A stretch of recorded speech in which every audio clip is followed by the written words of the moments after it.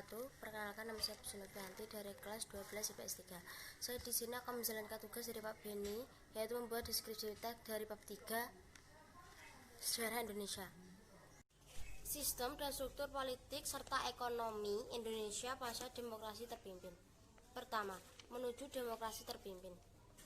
Pada tanggal 1 Desember 1955, Hatta mengundurkan diri dari jabatannya sebagai wakil presiden.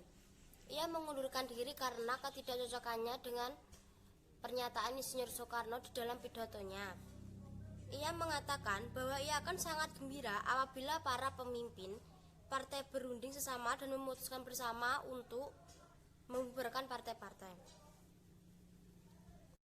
Pada tanggal 28 Oktober 1956, dalam pidatonya Soekarno meminta agar politik dibubarkan.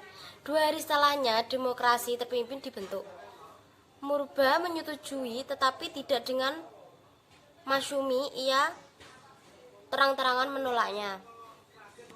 Pada tanggal 21 Februari 1957, Presiden Soekarno membongkar rahasia konsepsi demokrasi terpimpin. Pemerintahan ini akan didasarkan pada Kabinet Gotong Royong yang terdiri dari PNI, Masyumi, NU, dan PKI yang merupakan partai-partai besar yang memiliki pokok-pokok pemikiran yang terkandung dalam konsepsi tersebut sebagai berikut. A. Dalam pembaruan struktur politik harus diberlakukan sistem demokrasi terpimpin yang didukung oleh kekuatan-kekuatan yang mencerminkan aspirasi masyarakat secara seimbang. B. Pembentukan Kabinet Gotong Royong berdasarkan imbangan kekuatan masyarakat yang terdiri dari wakil partai-partai politik dan kekuatan golongan politik baru yang diberi nama oleh Presiden Soekarno, golongan fungsional atau golongan karya. Kabinet Gotong Royong akan diawasi dan wajib meminta nasihat kepada Dewan Nasional yang beranggotakan golongan fungsional, pemuda, kaum buruh, kaum tani, kelompok agama, kelompok daerah, dan lain sebagainya. Dewan Nasional dibentuk oleh Insinyur Soekarno pada tanggal 6 Mei 1957 yang beranggotakan sebanyak 41 orang fungsional, dan ketuanya sendiri adalah Insinyur Soekarno dan Roland Abdul Ghani sebagai wakilnya. Dewan Nasional ini ingin membahas tentang diberlakukannya kembali UUD 1945. Gagasan tersebut merupakan usul dari Mayor Jenderal Nasution. Akhirnya, pada tanggal 23 April 1959, Presiden Soekarno menyampaikan amanat di depan sidang konstituante yang berisi ajuran untuk kembali ke UUD 1945. Amanat tersebut mendapat kecaman dan sempat terjadi upaya untuk menggagalkan tetapi tidak berhasil.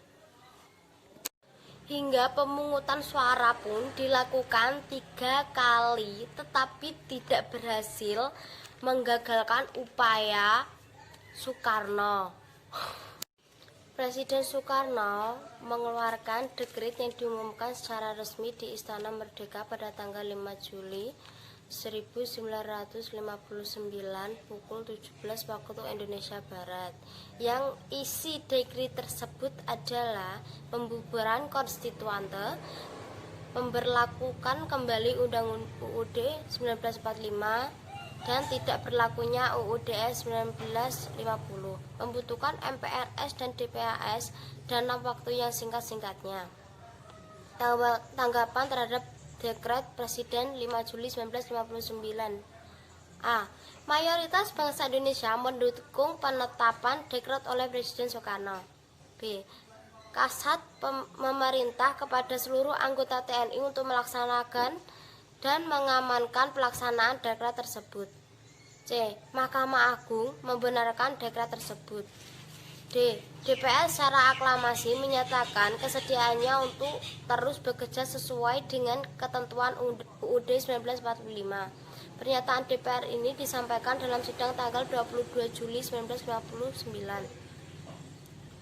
Pada tanggal 9 Juli 1959, Kabinet Juanda secara resmi dibubarkan dan digantikan dengan Kabinet Karya. Program pertama dari Kabinet Karya adalah keamanan dalam negeri, B. kebebasan Irian Barat dan sandang dan pangan. Pada tanggal 24 Juli 1959, Presiden Soekarno berhasil menyusun format anggota DPR baru yang kemudian diberi nama Dewan Perwakilan Rakyat Gotong Royong DPR GR.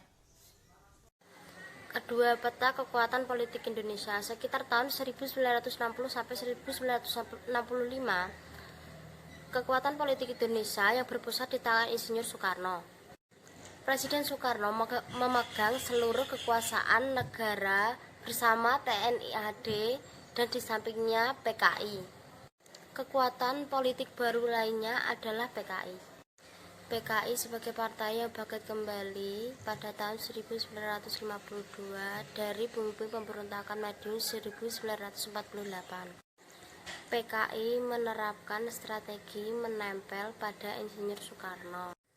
Ketika Soekarno gagal membentuk Kabinet Gotong Royong Naskom pada tahun 1960 karena mendapat tentangan dari kalangan Islam, TNI AD dan PKI, mendapat kompensasi tersendiri dengan memperoleh kedudukan Dakam, MPRS, DPR GR, DPA, dan pengurus besar Front Nasional serta dalam musyawarah pembantu pimpinan revolusi MPR. Terhadap TNI AD pun, PKI melakukan berbagai upaya dalam rangka mematahkan pembinaan teritorial yang sudah dilakukan oleh TNI AD, seperti peristiwa Bandar Betsi, Sumatera Utara, peristiwa Jengkol. Upaya merongrong ini dilakukan melalui radio peras dan poster yang menggambarkan setan desa yang harus dibunuh dan dibasmi. Tujuan politik PKI di sini adalah menguasai desa untuk mengepung kota. Ketiga, pembebasan Irian Barat. Salah satu isu politik luar negeri yang terus menjadi pekerjaan rumah Kabinet RI adalah masalah Irian Barat. Karena jalan damai yang telah ditempuh selama satu dasawarsa tidak berhasil mengembalikan Irian Barat. Upaya ini telah dilakukan Indonesia sejak tahun 1957. Jalan lain yang dilakukan adalah melancarkan aksi-aksi pembebasan Irian Barat. Dimulai pengambilalihan semua perusahaan milik Belanda di Indonesia oleh kaum buruh. Setelah upaya merebut kembali Irian Barat dengan diplomasi dan konfrontasi politik dan ekonomi tidak berhasil, maka pemerintah RI menempuh cara lainnya melalui jalur militer. Dalam rangka perjuangan pembebasan Irian Barat, Presiden Soekarno pada tanggal 19 Desember 1961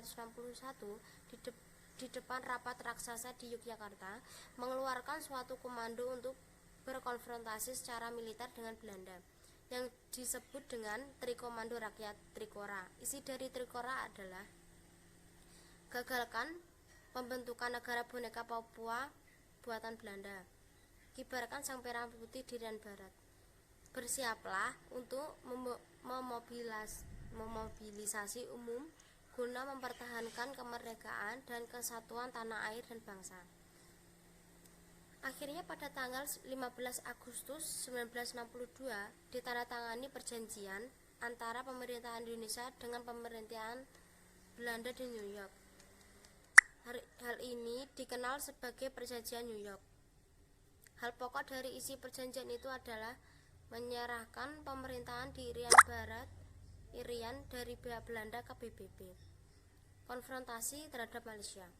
Munculnya keinginan Tengku Abdul Rahman dari Persekutuan Tanah Melayu dan Lee Kuan Yew dari Republik Singapura